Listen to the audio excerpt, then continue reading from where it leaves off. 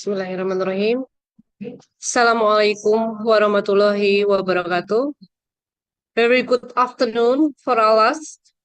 The Honorable Keynote and Invited Speaker, Dean of Faculty of Civil Engineering and Planning, Vice Dean of Faculty of Civil Engineering and Planning, Head of Department in the Faculty of Civil Engineering and Planning, distinguished guests, ladies and gentlemen. Welcome to the seminar Karya dan Pameran Arsitektur Indonesia, Sakapari 13 on Saturday, March 9, 2024.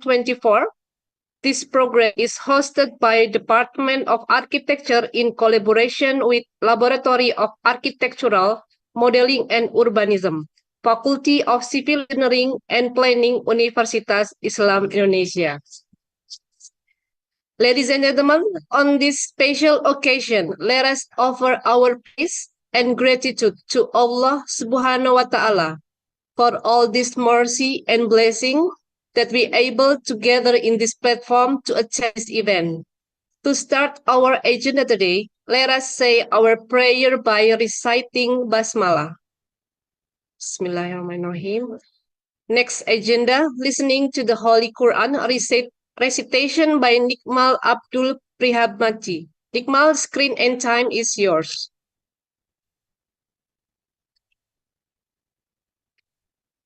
Bismillahirrahmanirrahim. Assalamualaikum warahmatullahi wabarakatuh.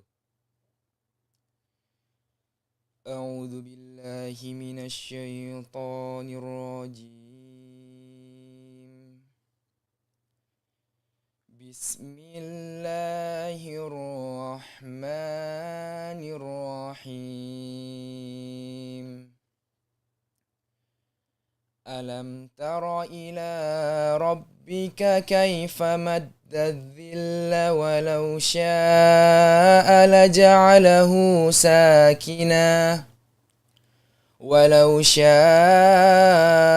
لجعله ساكنا ثم جعلنا الشمس عليه دليلا ثم قبضناه إلينا قبضا يسيرا وهو الذي جعل لكم الليل لباسا والنوم سباتا وجعل النهار نشورا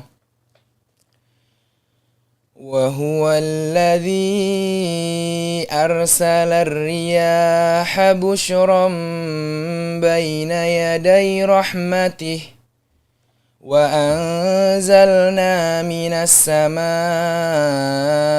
ماء طهورا لنحيي به بلدة ميتا ونسقيه مما خلقنا أنعاما وأناسيا كثيرا وَلَقَدْ صَرَّفْنَاهُ بَيْنَهُمْ لِيَذَّكَّرُوا فَأَبَى أَكْثَرُ النَّاسِ إِلَّا كُفُورًا وَلَوْ شِئْنَا لَبَعَثْنَا فِي كُلِّ قَرْيَةٍ نَذِيرًا فلا تطع الكافرين وجاهدهم به جهادا كبيرا صدق الله العظيم. Assalamualaikum warahmatullahi wabarakatuh.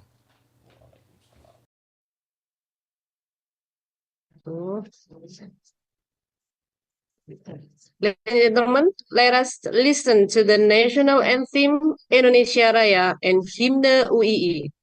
Please kindly adjust yourself.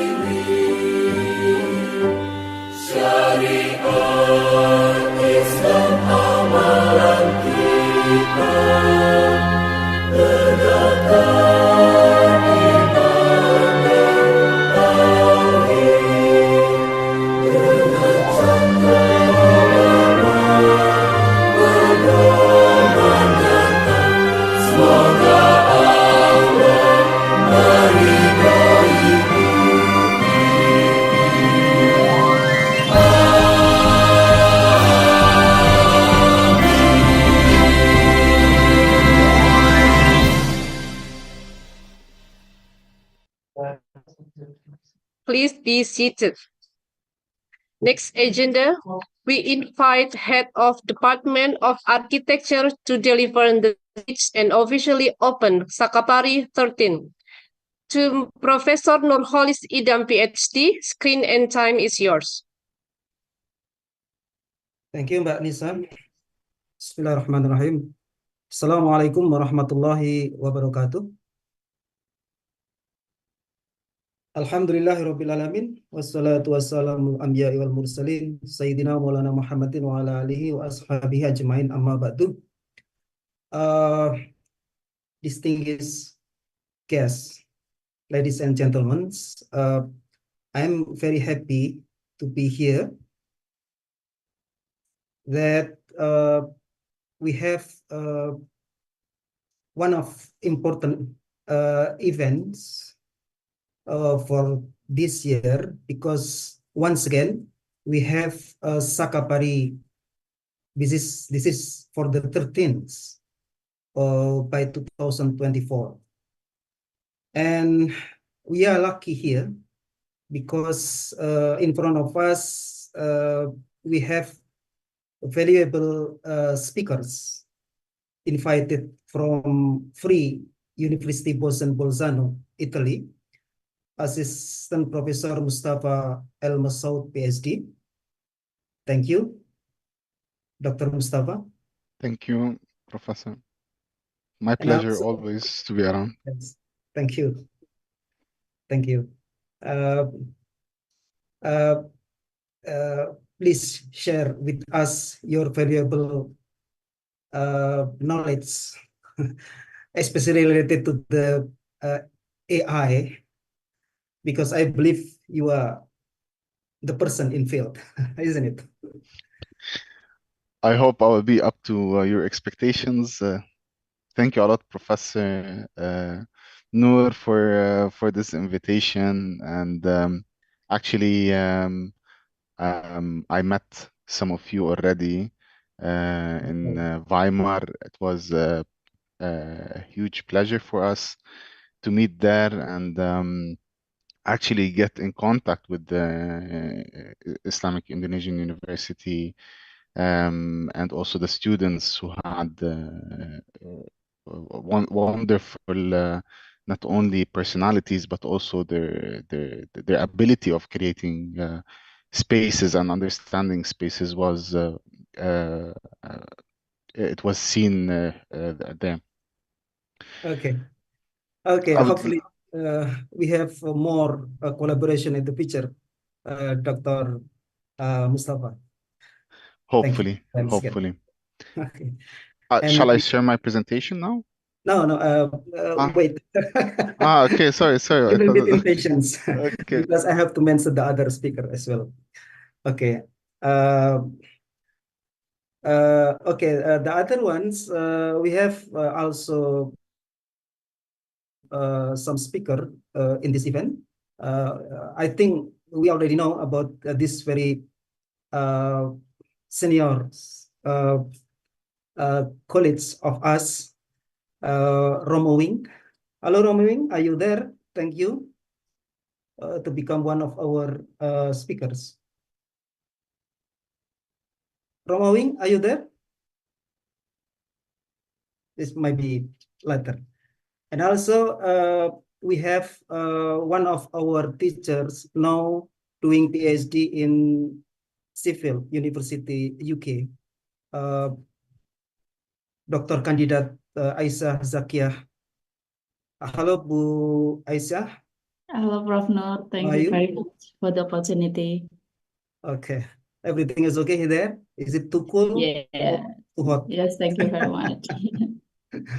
Okay, thank you once again. And we have also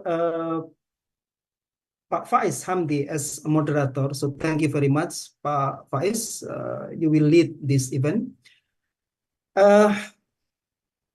My colleagues and my students, we also acknowledging the participants here, which is mostly from our student and also for our colleagues from Department of Architectures as a participants, as a presenters to this event, and also some of our sister university also, hopefully they can present their paper as well. As we know that we have about more than 50 papers submitted to this event. So thank you very much for all of the participants. And we will talk about artificial intelligence in the city. As we know that AI, either you like or not, coming to us, and it's become our daily life. It's become part of our life in the near future. So we have to deal with it or with them. I don't know how many artificial actually. Is it one or so many? So in order to deal with them in our professions, like such as architect or urban designer or landscaper and so on. So we have to deal with them because you know that this machine have advantages such as because of they have sources like data and also the to predict, they have kind of ability to predict the future. So we have to deal with them as well. So that's why today I think this is very interesting topic that we will talk about the artificial intelligence in the city. So how to deal with them and what aspects should be considered, and also we will avoid the negative impact of using AI, for example. So all these things we expect from this speaker to talk with us, actually. And last but not least, thank you very much for the committee led by Prof and friends. Thank you to have this very wonderful occasion once again with our Sakapari. I think that's all from me. Finally, let's open formally this event by reciting Basmalah. Bismillahirrahmanirrahim. So hopefully it will be useful for us and enjoy the conference. Thank you very much. Assalamualaikum warahmatullahi wabarakatuh. Waalaikumsalam warahmatullahi wabarakatuh. Thank you very much, Mr. Prof. Idam. Ladies and gentlemen, now it's time for plenary session. Let me introduce our moderator today. Our moderator today is Associate Lecturer Faiz Hamdi Suprahman, STMA, that will conduct plenary session. Mr. Faiz, time and screen is yours. Thank you, Mbak Anissa. Assalamualaikum warahmatullahi wabarakatuh. Good afternoon, distinguished speakers, lecturers, students, and esteemed participants. I am Faiz. I'm pleased to welcome you to our session of our seminar titled Artificial Intelligence in the City. I believe this promises to be an enlightening exploration of the dynamic section of artificial intelligence and also urban environments. So please allow me to conduct the session in Bahasa and English. To guide us through the session, I have the privilege of hosting three eminent speakers, each bringing a unique perspective to our discussion, I believe. Please let me extend a warm welcome to Assistant Professor Mustapha Moussaoui, Ph.D., is a renowned expert in artificial intelligence and its application in architecture and urban development. And also Associate Professor Wiryono Raharjo, Ph.D., esteemed scholar, architect, and urban planner. And then Associate Lecturer Aisyah Zakiah, M.Arch, an emerging expert in architecture and AI.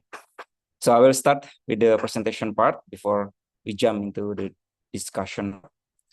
But first, I think let me introduce our honorable keynote speaker, Dr. Mustapha. Good morning, Dr. Mustapha. Good morning. Our time zone are 6 or 7 hours apart, I guess. So Yes. yeah, It's 7 here we o'clock here. soon morning, sir. So Dr. Mustapha is an architect, urbanist, and assistant professor at the University of Bolzano.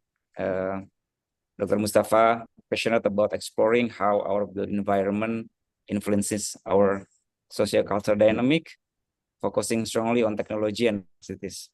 Holding a doctorate with excellence from the Universitas Politecnica de Valencia, Dr. Mustapha's expertise extend to the rapid evolution of artificial intelligence and its profound impact on architecture and urban space making. By glancing at Dr. Mustapha presentation files, I believe the presentation offer valuable insight and strategies for adaptation in this dynamic field. So without further ado, Dr. Mustapha, time and screen are yours, sir, please. Thank you for this presentation. It's an honor to be here among you guys. I will share my screen.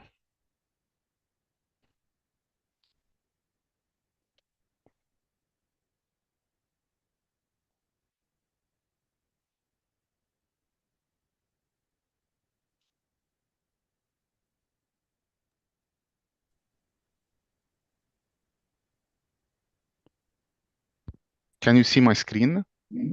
Yes, it's clear. Okay, so it's only the screen, not the screen with the notes. There's only the screen you're seeing. Yes, it's already, I've seen your Okay. slide. Okay. First of all, it's been a long time for me to start something and to hear the Quran. Of course, we recite the Quran always, but to hear it in an official presentation, it's a pleasure for me. It's really heart-soothing. بسم الله الرحمن الرحيم والصلاة على رسول محمد وعلى آله الطيبين الطاهرين. My name is Mustapha Al-Moussaoui, as you already know, and I'm working here at the Free University of Bolzano in Italy. Today I'm gonna speak about two things. First of all, it is about artificial intelligence and its use in creating scenarios in the public space. I'm gonna go about through this very briefly because some of you guys have already have seen this. And then the most important part is actually the second part of the talk. But I want to show something related to public space and the use of AI in public space. So Bolzano, it has a very particular issue. This is a map I made influenced by the situationists with Society of the Spectacle, which is the detachment that happens in neighborhoods and in specific in Bolzano. And this, although these are in reality the islands that you're seeing, this is actually one region, it's one city, it's a normal city, but because of the disconnection, the social disconnection, it feels that they are very teared apart and far away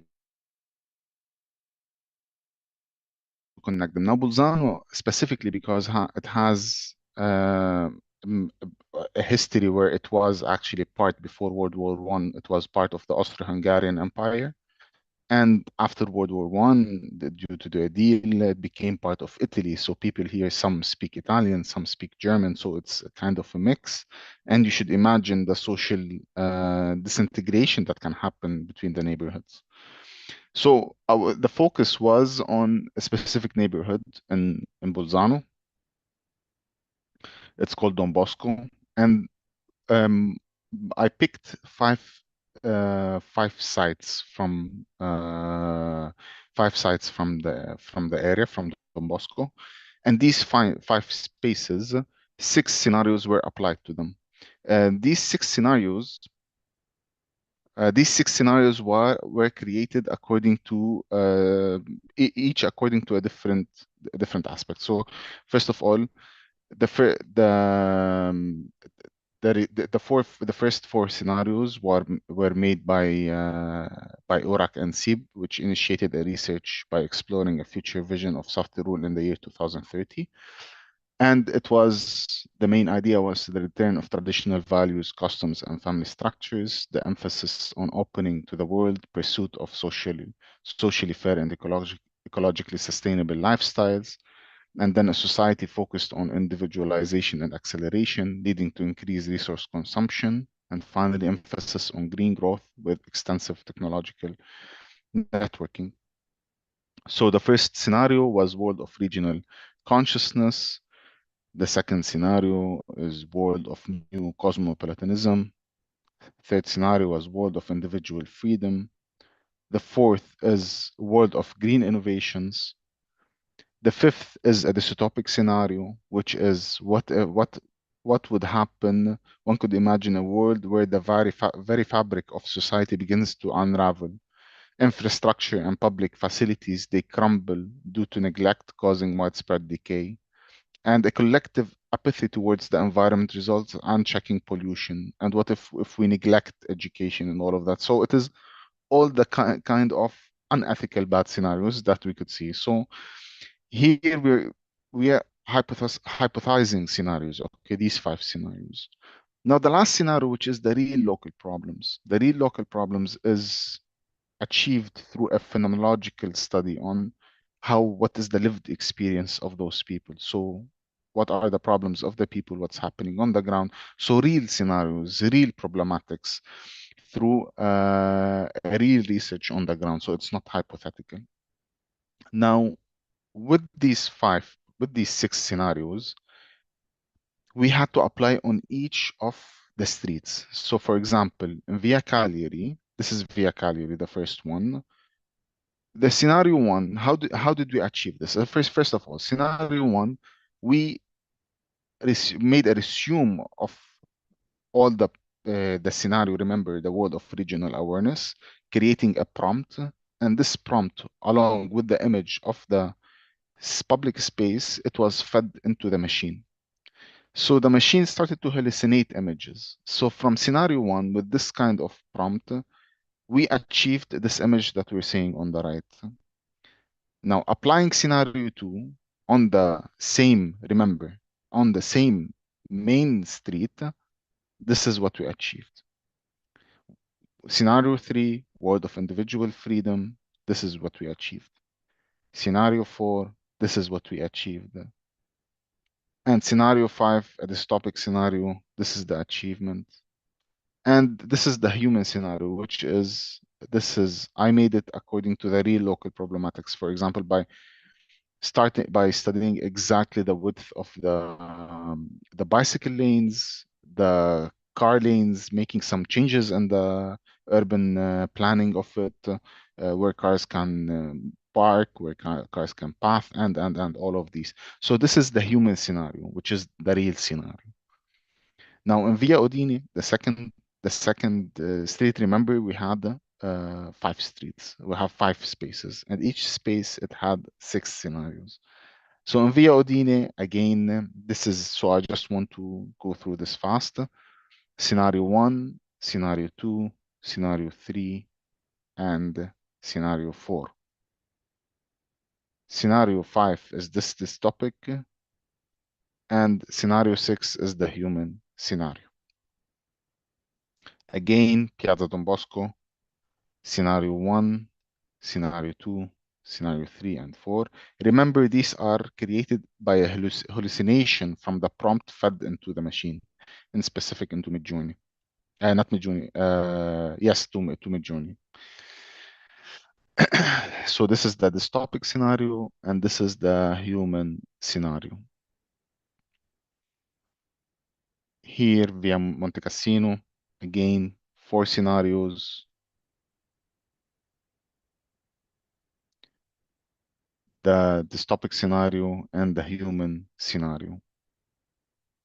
Here via Alessandria, we have the 4 scenarios, the 5th scenario, the dystopic, and the human scenario. Now, after this, what we did is, okay, so now we have visuals. Mostly it is visuals, except for one scenario.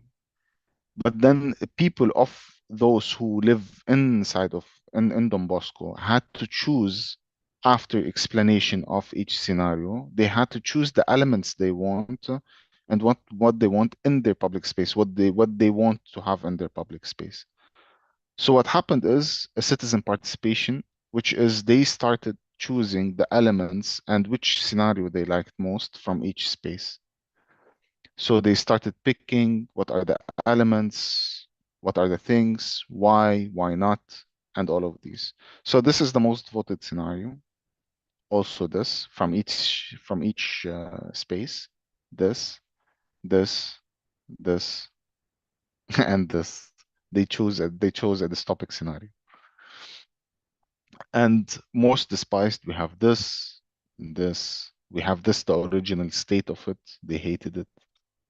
And this, and this. Now, this is the first part of it. The second part, I still didn't start, which is now we need to gather all the information and data of what happened and what they chose and create a final scenario, which is the scenario of the people, those who participated, what they want. So now I go into the main topic that I'm gonna speak about. Here I was showing you just different scenarios that's happening in the public space. So it was in the previous part, we saw more of a practical approach into the possibilities of urban space making. Now we'll look more into a theoretical exploration and what is the effect of AI on the architectural design process until now, and how students, they should prepare themselves to these new challenges, because what we are actually seeing and what we are witnessing is a huge change that happened in a very short time. And now we see, as Professor Noor already mentioned, we should work with AI in a way that it will allow us to move forward into the future rather than being passively using these kind of tools. So when we're looking at these images, actually these tools, there are more similarities than differences, because these are only extensions of human beings. Human beings have always, since the beginning of time, created tools in order to help them finish a task much faster. So these are only tools, and this becomes, as Merleau-Ponty or Heidegger speaks about it, it becomes an extension of us. We become a little bit of cyborgs, even if it's a stone. So this kind of extension of our human mind, that a tool that helps us. Now, throughout history, humans have always often been afraid about the introduction of new technologies, especially those that have the potential to disrupt the traditional way of how we are working. Now, when I'm speaking about technologies is not only the phone that I have now. Technologies comes from techno, which is like any tool, anything that would help us. So even the stone, it's a technology at that time, and we move forward with humanity. So in the field of architecture, usually we have some people who are progressives and some people who are more conservatives. So some who are afraid actually of getting out of their comfort zone. And always when we have technology, it pushes us forward into updating and adapting ourselves into these kind of changes that we are having. Now in architecture, most of you, like the students still don't know this, but at one point we had to draw by our hands. We had to stay. Now, of course, I wasn't a part of this. This is from the 1950s, but I was at the beginning of AutoCAD when they still didn't completely adapt AutoCAD. Now we're gonna speak about it. So before, when they needed to design a building or something, it took them around, let's say, if we're talking about the building, it took them around months with a lot of overnights that they had to stay awake in order to draw these kind of lines and very precise without making mistakes and all of these kind of things. And then we had suddenly in 1984, we had the introduction of AutoCAD. 1982, sorry. In 1982, AutoCAD was introduced, and AutoCAD, it changed the way how we look into it. Many people at that time, many architects, they were against AutoCAD at the beginning because they said, okay, now AutoCAD is is changing the way how we are perceiving scales and dimensions in architecture. So it took actually for universities, for the pedagogical system to adapt these kind of technologies. Imagine 1982, it was founded with the, let's say, with the computers, and then it was only in the after the year 2000 that it was started being used widely. So it took around 18 years. Now AutoCAD, what AutoCAD helped is it made instead of taking around months when we draft by our hands, now it started taking around weeks. So it cut from the time that we use into drafting these kind of processes. Now, when we're looking at if I write on Google architectural tools, these are the first tools that I see and I receive from Google. Now, what are these tools are they used for? These tools, they aid us in representing our ideas. Remember, so representing and our ideas.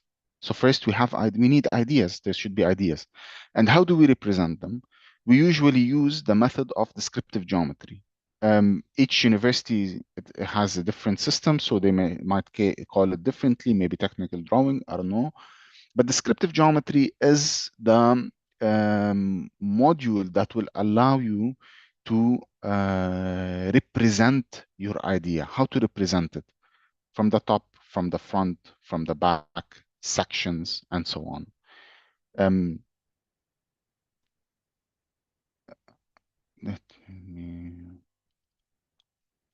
Okay, so if we want to define architecture, if we want to define architecture by itself is looking into a problem. If we have a problem, and then we are with the spatial apprehension and our capabilities of juggling with the different domains, we have to find a solution to it. This is the process of architecture: finding a social problems, or finding a societal, or finding a housing problem, or finding a little problem, and then you need to find a solution through practical means. So we have to jump as architects. We have to jump from the humanitarian, from the mental, from the artistic. We have to make it practical.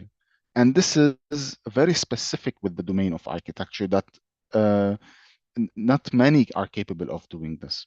So it is, we have a problem and we jump into the solution.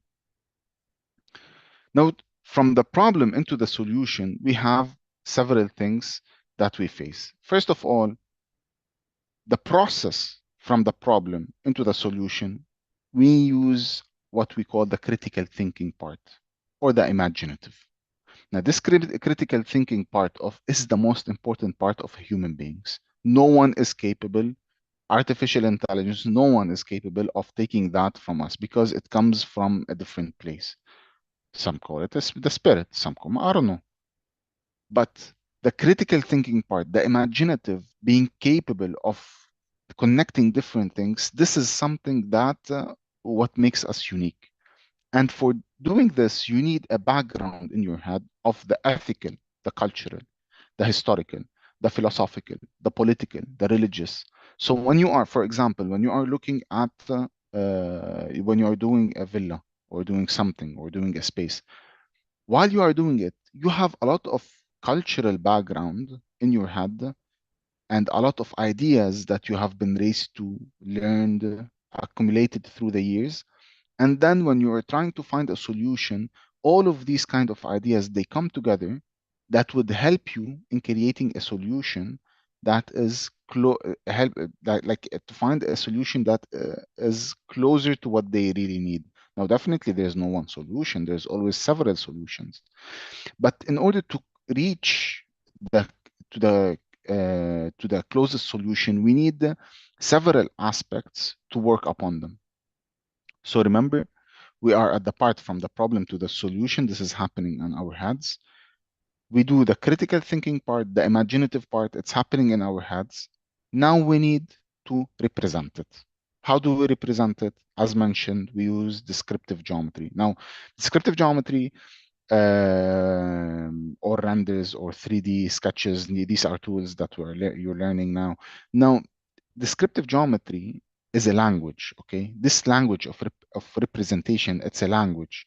What do I mean by language? Everything in the world is a language. Now, I'm speaking in an English language as a medium for you to understand because it's a common ground between all of us. However, إذا هلأ عم بحكي عربي مش كلكم حتفهموا. If I start speaking Arabic, not all of you are going to understand because of course some of you will understand because it's the language of the Quran, but not all the parts it might be understood. However, also if you are speaking Indonesian, definitely I'm not going to be understanding. Now this is a language.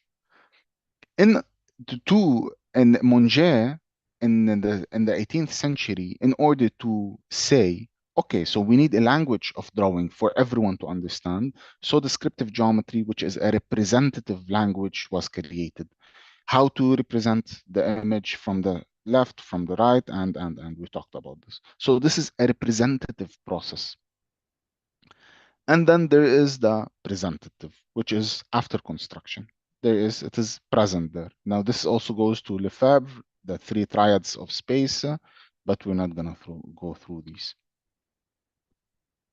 Here, this is, for example, the descriptive geometry. This is the two-point perspective, a kind of representation of the idea. So there's an idea in our head. We want to represent it. You either write, you either draw. So this is the medium, the language that you're using. This is the descriptive geometry. This is the top part. You see the right isometry and two-point perspective. So I talked about all of this so we would arrive into something, which is in the solution part, to represent the solution, which is from the representative to the presentative. Now AI has taken the floor. It has taken the floor completely. In the sense that we are until now, which is we barely started with this, we are incapable of competing with AI into creating visuals with the speed, with the aesthetic part. So this ocular centric part, the aesthetic part, AI is already ahead of us by miles. So remember, this is from the representative part. Now, what happened here is the surge of GANs, which is the generative adhesive networks, which they started in 2014. However, after 2018, they started having a real throttle. And then only in after I think 2021, when everyone started using them, and then it started being very famous. Now, how does a GAN work? This is just a technical understanding of it. So you have a random noise, you have a generator and discriminator. So it's like someone is generating something and you have a detector. The generator, if you first of all you feed into the machine that the real image of let us say Taj Mahal. You have the real image of Taj Mahal and the discriminator. So the generator is just generating random images and regenerating, and they and then they send it to the discriminator. The discriminator will always return it back. No, this is not the real Taj Mahal. And then create it again. And it goes through all of like creating millions of possibilities in seconds until this random noise achieve something like Taj Mahal, and then the discriminator at this point, is not capable of different.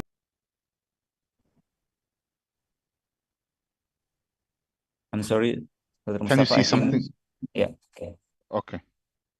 So here, for example, this is a this is Finch, which is also a tool, an AI tool, which helps you with the orientation, site analysis, and many other things.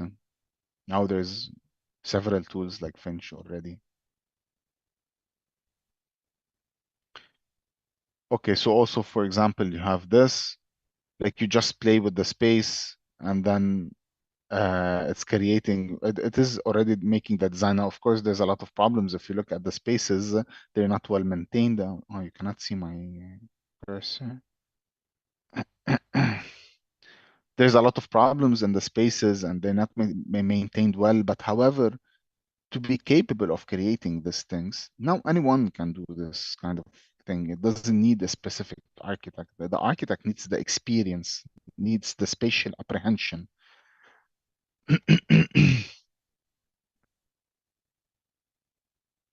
Um,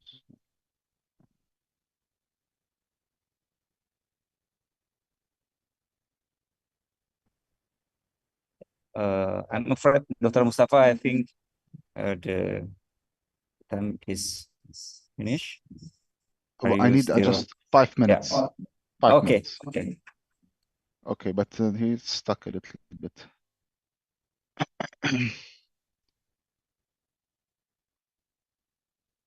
Here, for example, another analysis tool. And here for construction documents, for example, for construction documents. Now, this is the phase where it used to take a lot of time. Even construction documents, now it could be made by AI.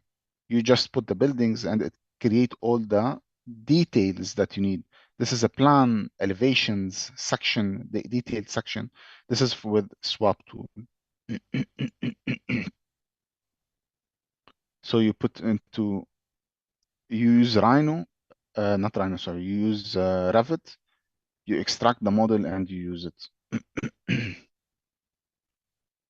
Now also with the post-occupancy or post-construction, this is also robots that can now make surveys on site and understand how, if it's built well. And anyway, I will jump. Now, in conclusion, what I'm arguing, is that the architectural process, specifically the first part, until it reaches the construction process, according to studies now, can be done in at least 5 times at a faster rate, which means at least 5 times less draft designers slash architects are needed in the future, which means competition in the work field is increasing by 5 folds in our specific field. So as Neil Leach puts it, it's not AI that is going will take over humans who don't use AI. And in specific in architectural pedagogy in general, it should focus on teaching students more humanities course. Now, why do I say humanities course? Because these are humanity courses where there's the part of critical thinking. This is the part where you are in control. You accumulate in your imaginative, you have the historical, the philosophical, the religious, the ethical, and then now you already have those draft architects under your hand in the laptop or in the PC that you have. So what you do is you need to accumulate more of humanities, more of philosophical, of religious, of the cultural background in order to be capable to fixing some problems. Now, what I want to say is we are having now competitions who are completely made by AI that they are winning over architects such as MVRDV or Snohote or BIG, some of these architects that you know. And in this case, the future is going into a way that if we are not capable, the architects actually, with their abilities of the spatial comprehension, they are, I believe, that they are going to take the central form of the future if they use the AI well, because not anyone is capable of connecting the artistic with the scientific, and not anyone is capable of connecting, understanding this spatial comprehension, and even having this problem solving ideas. So anyone, if we are focusing only on the technical, so if the architect is only the one who is capable of doing the drafting or doing the designs, focusing on the aesthetics, this is actually now anyone can do it. The client now, before they used to give you magazines and they would tell you, I want something like this, I want something like this, please do me a house like this. Now they don't, if we continue in the same method, they don't need us, because now they can go online and then they can create their own designs without the need of the architect. But the architect's ability of connecting this critical thinking and the problem solving method into finding a solution, this is very particular for us architects. Thank you. Wow. Appreciation for Dr. Mustapha, insightful presentation. Thank you, sir. Thank you. I Sorry if several I jumped over the important time. point. Yeah, it delivered how to say, a thought-provoking presentation, comprehensively exploring six scenario ranging from traditional value to dystopic future. And also I noticed with an emphasis on the role of AI. And I think furthermore, it's very important also, at least for our student, AI has been a powerful tool for the architecture design phase, from pre-design to post-occupancy evaluation. I think this often new horizon for integrating technology into our built environment. Once again, thank you, Dr. Mustapha. Now, Thank you. let's turn our attention to our second distinguished speaker. Saya call him Pak Wing. Afternoon, Pak Wing. If you join, Pak Wing. I think Roma Wing still on. Hello, on the one way. moment. I'm Yeah, on the Pak Wing street. is a lecturer, One moment. architect, and urbaner. Mr. Wiryono began at Yayasan Pondok Rakyat, where he developed an interest in poor architecture with a Ph.D. from the University of Melbourne. And also his expertise spans the nexus between good afternoon, Romo Wing. Yeah, good afternoon. Sorry, I'm on the street. Sorry, I'm on the I street. can. Oh, yeah. Okay. Yeah. Go ahead. Okay.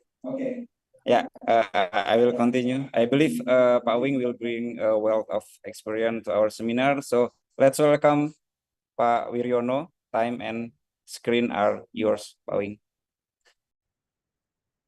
Assalamualaikum warahmatullahi wabarakatuh. Alhamdulillahirrahmanirrahim. Asyhadu an la ilaha illallah wahdahu la syarikalah wa asyhadu anna Muhammadan abduhu wa rasuluh.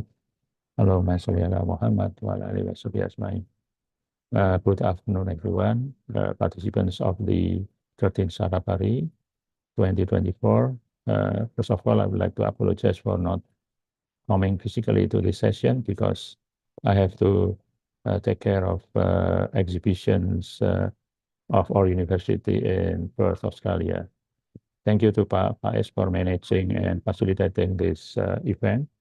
I was told by Faiz to deliver my presentation in Bahasa Indonesia because most of you are Indonesian speakers. So let me switch to Bahasa Indonesia. Ibu Bapak sekalian, yang ini saya akan mempresentasikan tentang prospek penggunaan atau integrasi AI dalam studi mengenai kemungkinan informal. Saya akan share screen.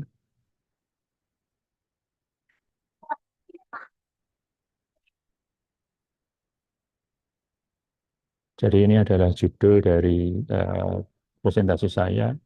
Saya mendudukkan diri saya sebagai pemula gitu, beginners, karena terus terang saja saya belum pernah menggunakan AI untuk proses apa ya, merancang gitu ya, yang real gitu, apalagi studi mengenai perkotaan yang real gitu. Jadi lebih banyak di level eksplorasi gitu. Nah, sehingga apa yang saya sampaikan ini lebih banyak merupakan pemikiran ya, atau model usulan, model yang saya usulkan gitu ya, untuk bagaimana AI itu bisa kita pakai gitu ya, bagaimana utilisasi AI ini untuk studi mengenai pemukiman informal ya. Nah, sebelumnya saya ingin menyepakati dulu definisi dari urbanisme informal. Jadi dari berbagai literatur saya melihat, mencatat bahwa informal urbanism itu adalah way of life yang sifatnya informal dari warga kota gitu. Nah, apa itu informal ya? Kontrol dari negara, kontrol dari state itu sangat longgar gitu. Sehingga yang terjadi ya seperti yang ada di sebelah kanan ini, pemukiman yang direncanakan secara organik gitu ya, self plan ya, karena memang kehadiran negara di situ sangat minimal gitu. Tapi saya tidak mengatakan bahwa negara tidak hadir ya. Banyak sekali proyek-proyek atau upaya-upaya dari negara untuk meningkatkan kualitas hidup warga di lingkungan kampung seperti ini gitu. Contohnya adalah kotaku gitu ya. Nah, secara garis besar ada 3 macam gitu ya di lingkungan perkotaan itu, jenis dari urbanisme informal. Yang pertama adalah informal trade, ya, perdagangan informal. Pedagang kaki lima adalah contoh konkret yang sering kita lihat. Ya. Kemudian informal services, ya. Parkir,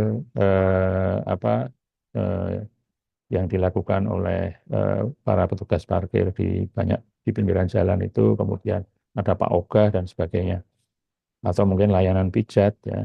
Nah, kemudian yang ketiga, ini yang menjadi fokus kita siang ini adalah pemukiman informal. Saya mencoba untuk mendefinisikan pemukiman informal itu sebagai urban assemblage yang beroperasi di luar kontrol formal dari negara.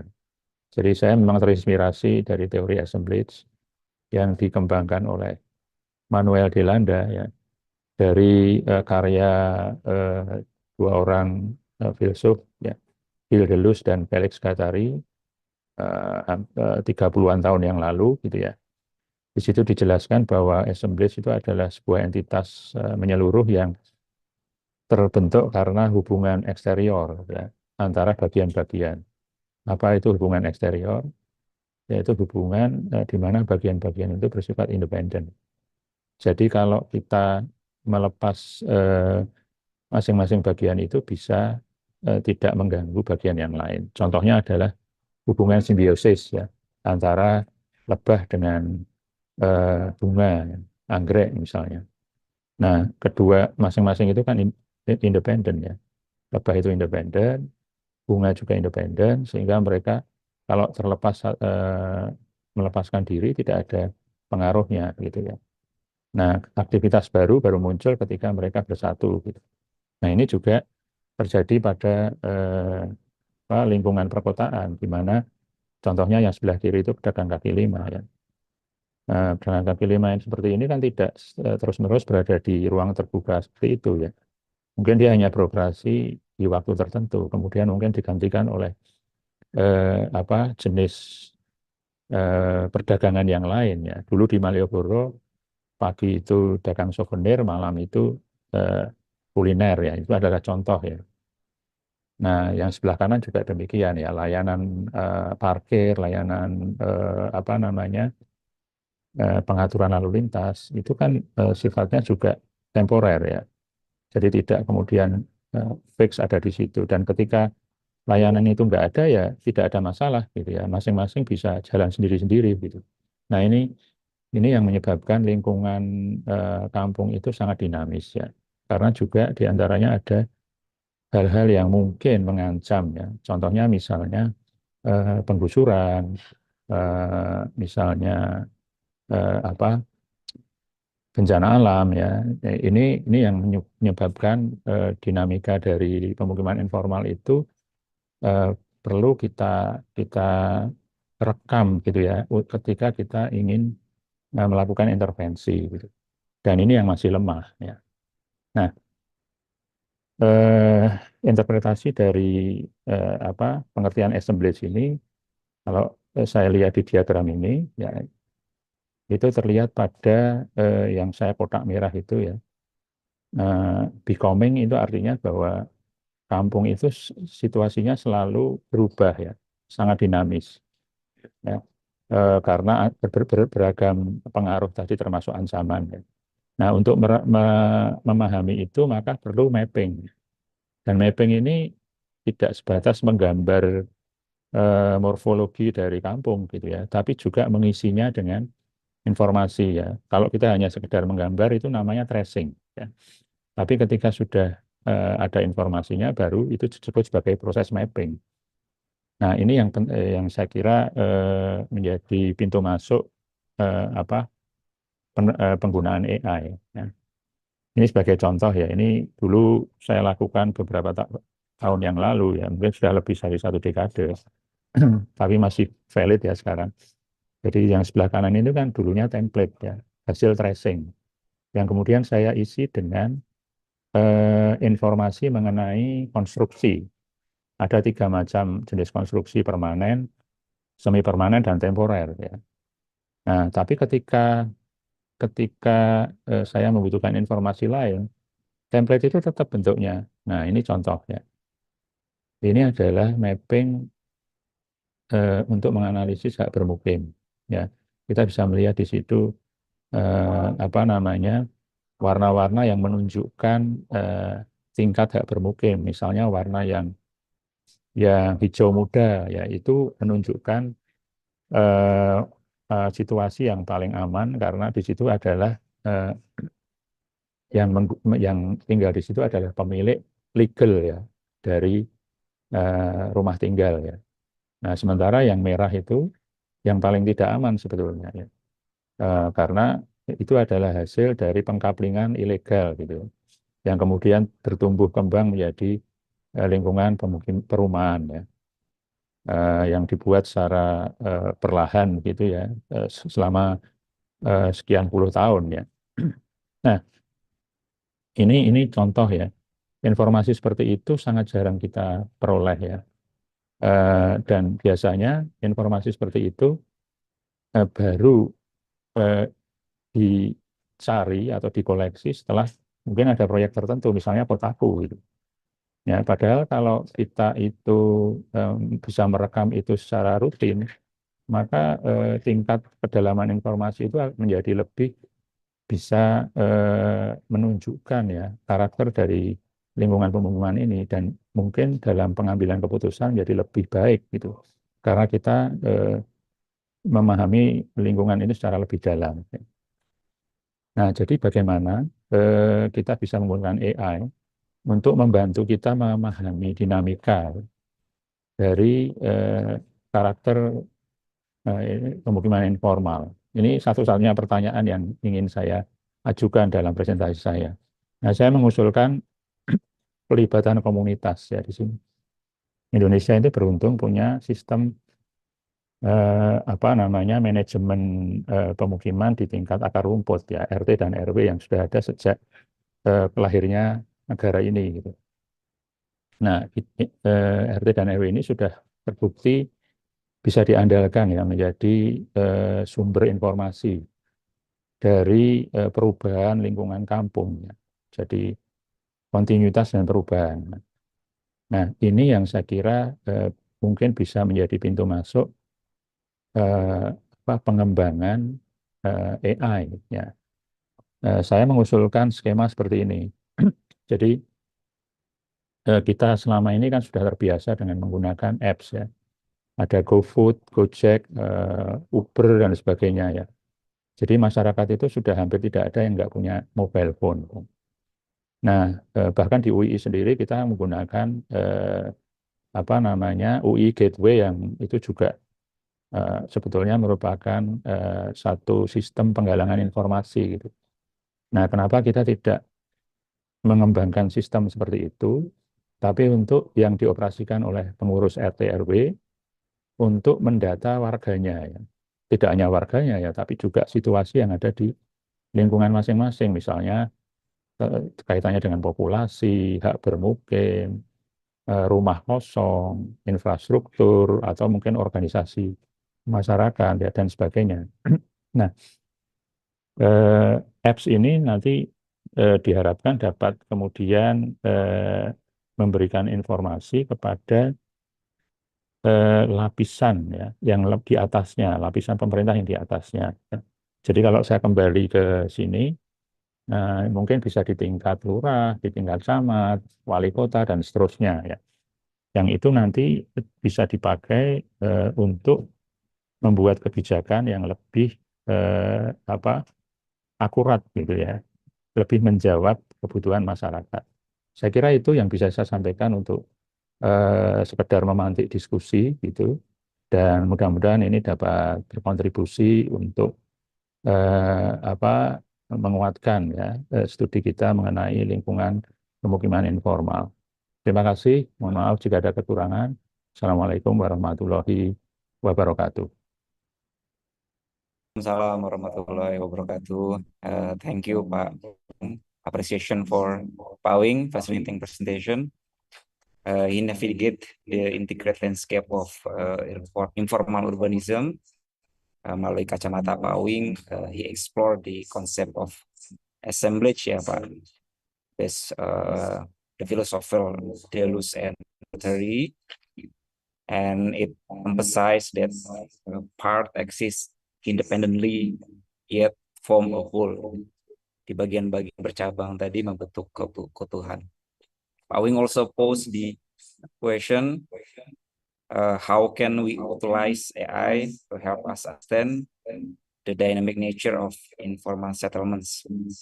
Pak Wing then introduced the community assistant neighborhood mapping by proposing a model for AI development that could enrich our understanding of urban space. Thank you, Pak Wing, for the presentation. Without further ado, let me introduce our third speaker, Associate Lecturer Aisyah Zakiah, M.Arch. Good morning, Bu Yaya. Good morning. I believe still morning there. How is London, Bu?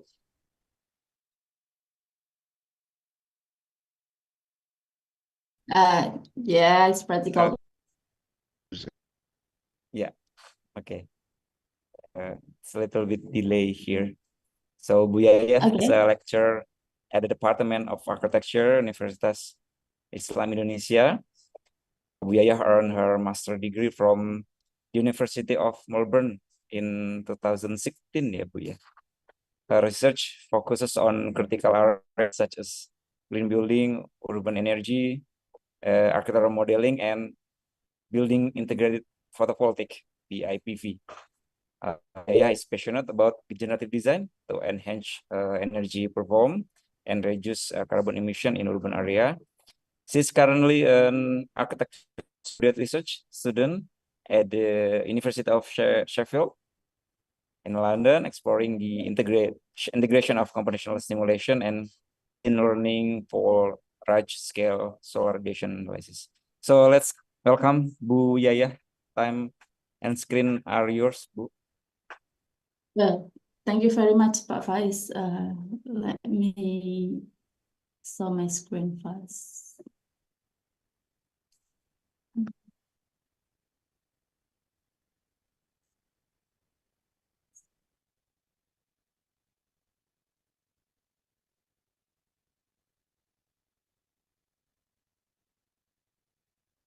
Okay, can you see my screen now?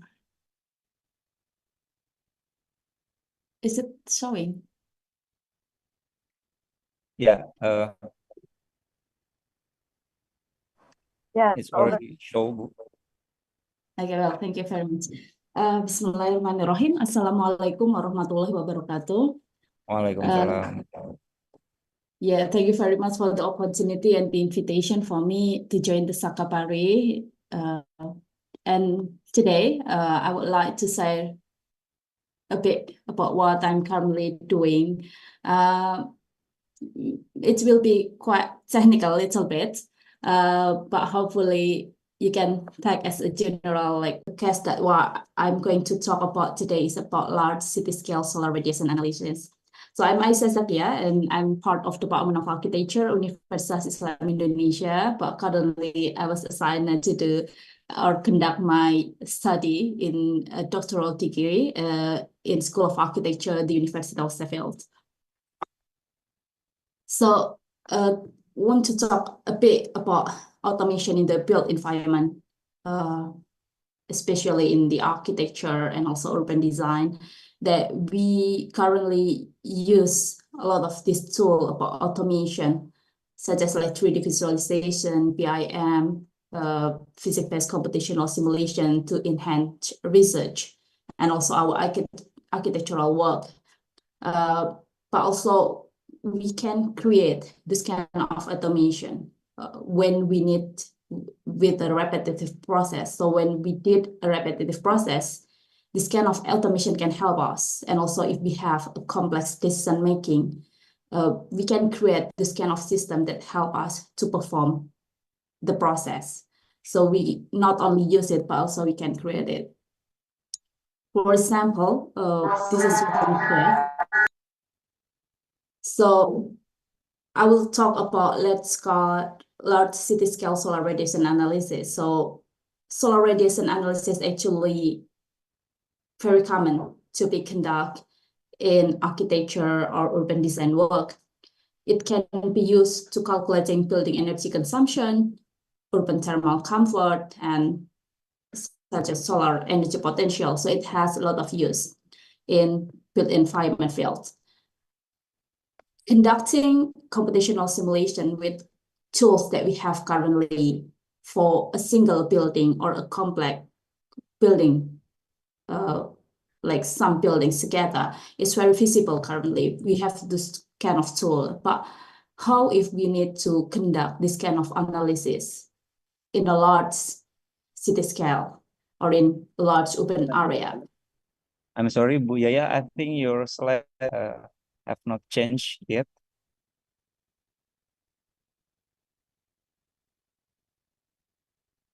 Oh, she's freezing, yeah? Wait, I will.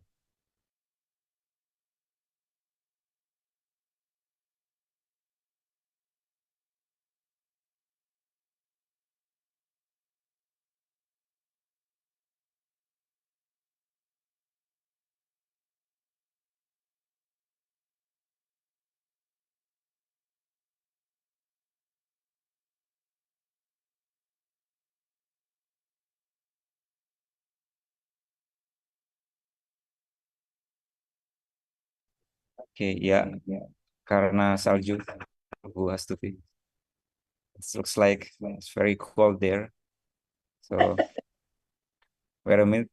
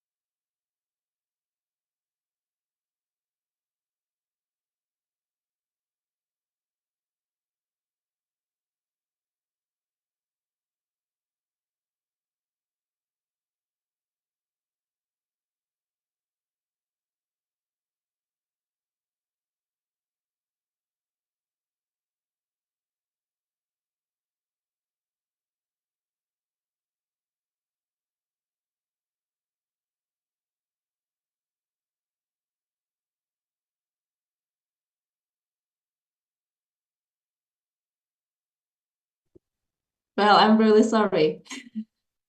It is okay, Sometimes, Bu Yaya. is it okay to continue again? Yeah, please continue. Okay, I'm really sorry, everyone. Okay. I don't know what. So I think previously it's not working, the presentation. Could you see it right now? Yes. I Yeah, see and it. it's moving to the next screen. Yeah, it's work, I think. Well, thank you very much. I'm really sorry, one. Sometimes this thing happen.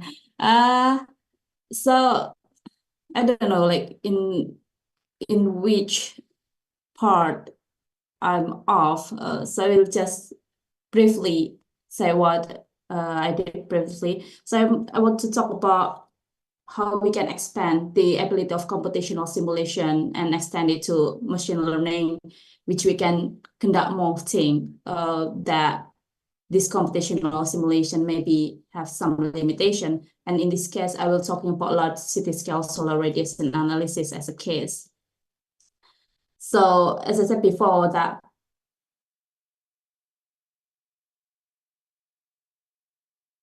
we use automation in the built environment to enhance work, but also we can create something with create automation to help us with the repetitive process and also help us with a complex decision making. So today I want to talk more about the large city scale solar radiation analysis. This solar radiation analysis is quite very common used in architecture or urban design fields, such as for calculating building energy consumption, for analyzing urban thermal comfort, and also for assessing solar energy potential. So it's very common thing in architecture and urban design field. I mean, for this time, we have a lot of tools to do this kind of job. So to perform simulation on a single building or a building complex is very possible, it's doable right now with the tools that we have currently. But how if we need the analysis for the whole city or a large city scale analysis? It will be very time consuming if we need to build the urban area one by one, and also it requires powerful computer to build this kind of thing. Also, we know that in Indonesia, we have this kind of data scarcity where not all of the data is available, such as like we don't have a 3D urban model in Indonesia currently. Also, cities, which is still developing, like most of the cities in Indonesia, which undergoing development, sometimes the urban form is keep changing. So if we stick only with the computational simulation, it can only give the result of what kind of model or the current situation that we have. But if it change, we need to do the recalculation again. So it will need time to perform this kind of assessment again. And yeah, it's kind of repetitive task to do. Therefore, automation is important for this kind of case. So anytime the cities change, anytime you propose a new development and thing, the automation can perform what kind of analysis we need. And in this case, we talk about solar radiation analysis. So we have a combination between simulation and machine learning.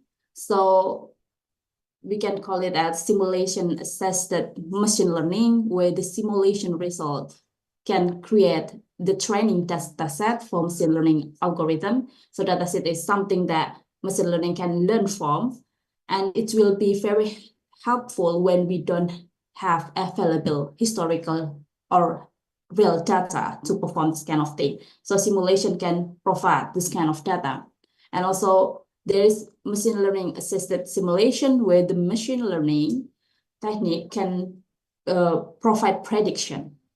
So rather than doing all things in the simulation, part of it will be run in the machine learning, and it will give prediction results, which you can expand the data dimensionality, and if it exceeds the capability of simulation, the machine learning can do that. So machine learning will help us with the efficiency, the automation. It can give also accuracy and precision to the results. We can scale it, so the scalability is there, and also there is continuous learning if we input more and more data. So how the machine learning work is there's like two parts. The first one is about model training, where we provide data set as training data and testing data. Then the machine learning process, the model training, will analyze the pattern in data. Then we will have this machine learning algorithm. Then we will go to the predictive modeling. So the predictive modeling is after we have the system which is already learned from the previous data, then we can give new input, data input that we don't have previously, and it will give prediction or result.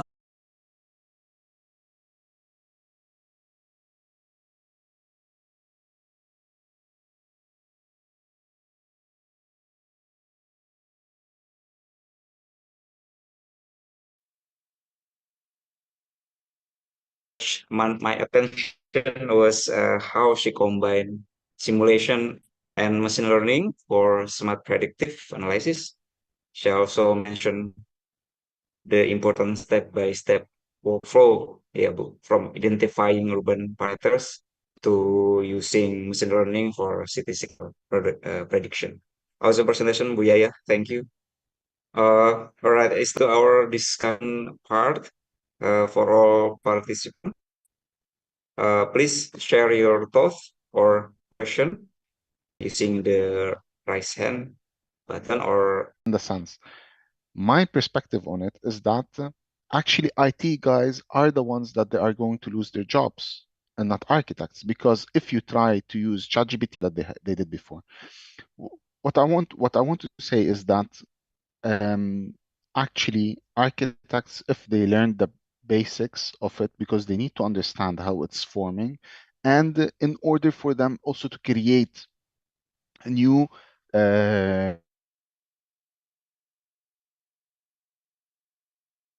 applications if necessary. If we look base that on the idea that if we look at the top 10 architectural schools in the world now, if we look into what they are actually doing, and what are these schools, they already integrated since I don't want to mention any specific school, but we have actually there in the east, we have in Switzerland, we have the MIT lab. We have some, they are really holding the domain, and they are actually the ones, their students, master students and bachelor students, they are the ones, architectural students, they are the ones that they are creating the applications that now we are all using it. For example, many of the data analysis, AI data analysis, JANs, many of these tools, they are created from certain laboratories, architectural laboratories. How are they capable of doing it? Is because they learn the basics of IT, and then they integrate it with their own critical thinking on what they need to do, and then they are capable of creating new softwares that everyone is relying on. In this sense, I hope I'm answering your question, is that IT basics, it should be learned at school, but we are not IT. We are actually much more essential into the field, as we are capable of holding and juggling the IT field with the philosophical field, with the sociological field, with actually also the technical field. So all of these fields we are capable of juggling between them, and then we are not preparing students to be in specific architects. The architect of the future, personally, I believe, is going to change a lot, in the sense that architects are not going to be the same as architects like now. Even the name might change. Architects could be in the future, they are very essential to humanities or to the domain, that they could be anyone, because they are capable of connecting many domains together with their capabilities. Yet so you could be a project manager, you could be a businessman, you could be also an architect. But all of these tools now, like the tools that usually we thought to call an architect because they are capable of doing like the technical abilities of drawing and representation, now AI is doing it. But this doesn't mean that the architect is losing their position. Architects actually they have the essential position of the future. Thank you. Thank you for the question again. Thank you, Dr. Mustapha, for answer. So we still have a change to build future, even though AI emerged now. Thank you, Pak Gali, also for the question. Participant, if you need vote or questions, you can raise hand or write to the chat box. Oh, I think, oh yeah, from Pak Gali, thank you, Dr. Mustapha. Is there any question? Or I have question, maybe, Faiz, but like I yeah, forget how to please. okay. Okay, yeah, please. Yeah, okay, thank you very much. I have the first question is to Mustapha and later for Pak Wing. I have two questions actually. I think for Mustapha first, you saw your study about comparing AI generated image and also human generated image, and then you give it to participant to give response on it. So what do you think the participant do is because some AI generated images is also chosen by the participant. Is it because it's more visually pleasing, appealing, or because they offer better solution? How is the participant think about it? Well, thank you for this. It's very important, this part, because the participants, when the participants are choosing, they are actually focusing on the aesthetical part, on the ocular pleasant. So they chose, if you look into the what their choices are, although some already like wrote some things, but they were all based. For example, some said because there is a tree that is hanged in on the street. But if you think about it well, they are not they don't come from a sociological part into the city, into some problematic. They all come from a visual part, the sense of the visual, which is actually the sense of the eye is the weakest that is happening. So if you show them visuals, but then these visuals actually they solve all these critical social issues, then they choose, then the public will be happy because they chose some things that they liked, which are visuals. But when it comes to the core issues, it needs people who are in depth learning about all what the problematics are happening, and then they present the visual, but people are choosing only the visual, to answer your question. So it is they're only choosing according to their ocular pleasing visuals. So visual is very distracting. Yeah, somehow. it is very distracting and it is very attracting to the masses. It is very attractive to the masses. So, for example, when I explained in the visuals, there was the human scenario. The human scenario was based on a phenomenological study, which is the real lived experience, what's happening there. They didn't care. What they cared is, even when like they chose actually the human scenario, but I think they chose the human scenario not because it's practical depth research, but because it was visually pleasing to them, not more than that. Right. This also, of course, it opens a lot of questions about when we work with the masses. Yeah. Wow. Thank you. Nicely. Yeah. Yeah. Yeah. I'm I'm thinking. I Okay. also have another question for Pak Wing.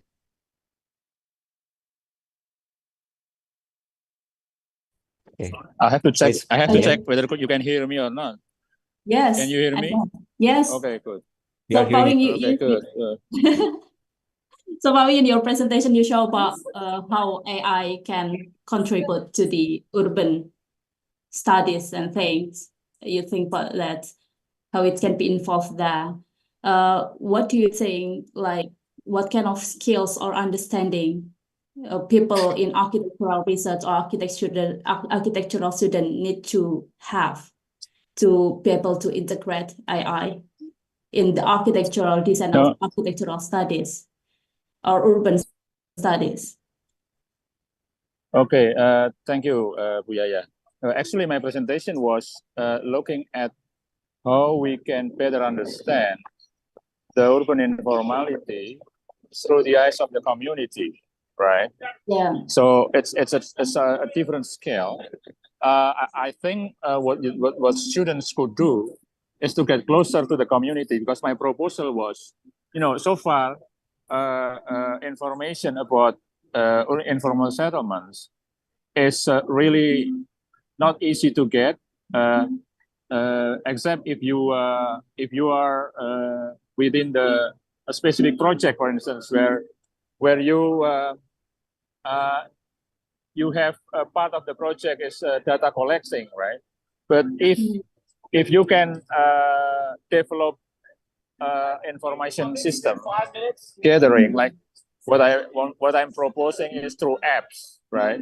Apps that can absorb the everyday life, the informations at the grassroots level, all over Indonesia, for instance, then it will be very beneficial for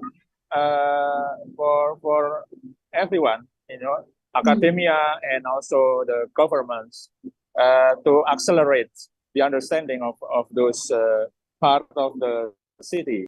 I guess that's what my point.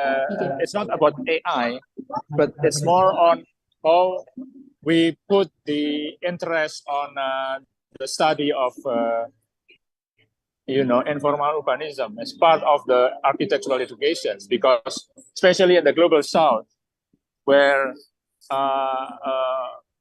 urban informality is part of the everyday life. I guess that's my reaction. I see that you talk a lot about the data information system, which will be very beneficial for urban studies. I think that's the important thing to be learned by everyone in this field. Yeah, you're right. Yeah, and I think the accessibility to the community, the proximity of students to the community is part of the important things for the School of Architecture to encourage. So community engagement should be strengthened. Not only looking at the grand architecture, for instance, when we play with AI. That's what my point, right? Yeah. Okay. I don't know. I call myself as a beginner, right? So probably I need to learn a lot from you, right? So the younger generations that has a closer engagement with AI, or maybe more fast learning than my generation, right? Yeah. Okay. Thank you very much. Bu Yaya. I think I have one question for Bu Yaya, because I had read an article this morning, Bu Yaya. It's reported 1% of UK architects already leverage AI tools in their project, or enhance for efficiency for their project. So I will ask to how the opportunity for especially in our country, the opportunity for our student, for our graduation student to work and maximize the potential of AI, Bu Yaya. Karena sekarang kan di kampus juga masih bermain-main dalam level yang sangat dasar. Yeah, I'm thinking that AI is also not 100% in the topic of architecture. It's like between architecture and also IT things, which maybe it's also a bit hard for architecture students to learn both of them. So it really depends on everyone's interest. Sometimes if you interest more in the design, you can utilizing AI to help you with any decision making you have during your design process. But also, if you have the interest for build a system or a tools, I think there's also another opportunity to do that. So it's a bit. I mean, there's a lot of opportunity for that. Faiz, I don't know if I can answer more detail about it. Ya, jadi cukup penting ya Bu belajar AI. Iya, Bekal. mungkin kalau untuk teman-teman Indonesia itu sebetulnya tergantung minatnya. Sorry, I'm speak in Indonesian because some of the audience is Indonesian. Jadi tergantung minat. Jadi kalau memang minatnya di desain, di pengembangan desain, sebetulnya dia bisa sangat memanfaatkan AI ini untuk improve desain yang dia buat. Seperti tadi beberapa yang sudah presentasi gitu, bagaimana AI dimanfaatkan untuk improve the design, baik secara visual, bisa juga performance, dari building performance itu juga bisa. Tapi mungkin juga kalau ada minat teman-teman di arsitektur juga bisa menjadi seorang yang membuat sistem itu. Jadi tidak hanya sebagai user tapi juga sebagai pembuatnya. Jadi membuat alat-alat otomatisasi yang bisa membuat desain menjadi lebih mudah, membuat denah dan 3D secara otomatis dan lain sebagainya. Pengembangannya akan sangat banyak sana. Tapi memang ini sangat bersentuhan dengan IT, tidak hanya di field architecture. Kira-kira gitu Pak Faiz. So collaboration also is important way to. Yeah, absolutely yes. Thank you Bu Yaya, Yeah. Pak Wing, Dr. Mustapha. I think let's carry this idea forward and build smart and inspiring future. I'm afraid I should close the session. Thanks for honorable speaker and everyone for diving into the word AI, architecture, Thank you and for inviting me. Yes. Allow me to close this session.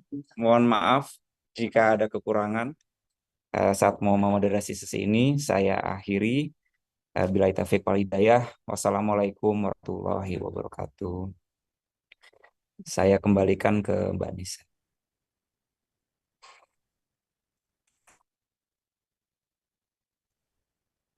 Okay, thank you very much, Mr. Faiz and all the speakers. Please give virtual applause to all the speakers. Okay, thank you. Ladies and gentlemen, that was the end of the plenary session. We still have before closing the announcement, best paper and best presented word, also closing remarks, will be delivered by Chairperson of Sakapari 30, Associate Lecturer Muhammad Khalif Dirwityo Putro, STMSC. Mr. Khalif, screen and time is yours. Okay, thank you. Assalamualaikum warahmatullahi wabarakatuh. Alhamdulillahirabbil alamin. Wassalatu wassalamu ala asrafil anbiya'i wal mursalin nabiyina wa habibina Muhammadin wa ala alihi wa sahbihi ajma'in. Please for this committee report, allow me to convey in bahasa Indonesia. Pada awal tahun 2024 ini, untuk pertama kalinya, alhamdulillah, jurusan Arsitektur UII kembali lagi mengadakan kegiatan seminar karya dan pameran arsitektur Indonesia yang berkolaborasi dengan Laboratorium Permodelan Arsitektur dan Perkotaan. Seminar ini telah diselenggarakan secara rutin oleh jurusan Arsitektur Fakultas tahun 2016 yang diharapkan dapat memberikan wadah kepada akademisi, profesional, dan masyarakat umum. Tema-tema yang diusung pada Sakapari ini masih sama, ada 5, yaitu permukiman lanskap dan urbanisme, sains dan teknologi bangunan, arsitektur digital dan lingkungan cerdas, sejarah, teori, dan kritik arsitektur, dan terakhir adalah advokasi dan profesi, dengan fokus pada berbagai latar belakang. Dari kelima topik tersebut, semoga dapat memberikan inspirasi dan kontribusi kepada masyarakat tentang pemikiran kritis yang sedang dihadapi pada lingkungan terbangun dengan penelitian-penelitian yang sudah dipresentasikan pada seminar ini. Sakapari 13 mengusung tema Artificial Intelligence in the City. Keynote pada sesi panel tadi disampaikan oleh asisten Profesor Mustapha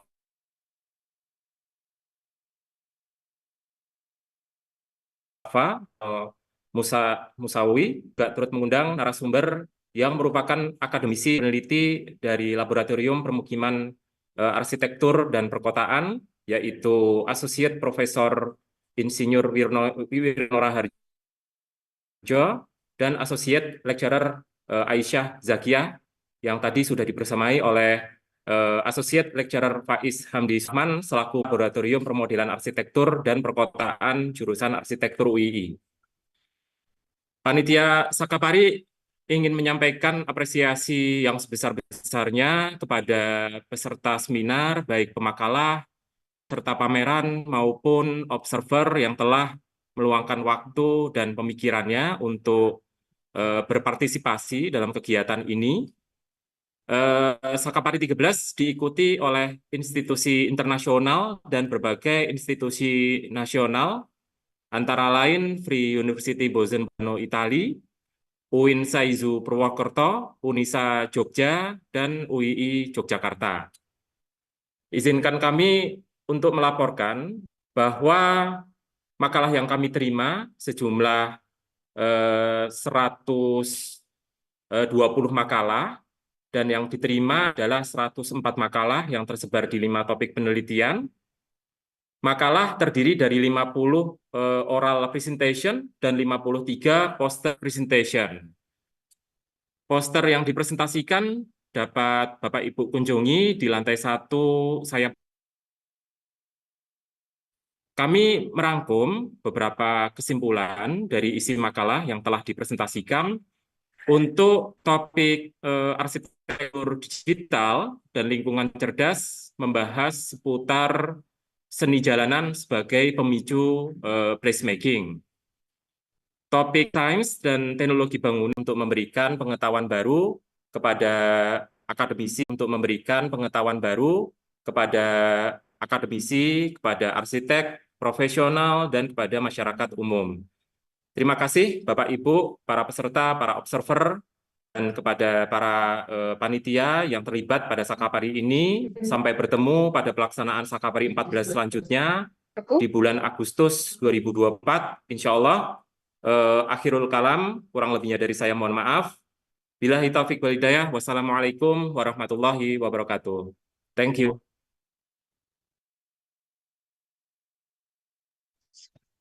Okay, thank you very much for the closing speech and announcement the best paper and best presenter awards. Ladies and gentlemen, now we have come to the end of our event today. Thank you very much for your attention and wassalamualaikum warahmatullahi wabarakatuh. Waalaikumsalam warahmatullahi wabarakatuh.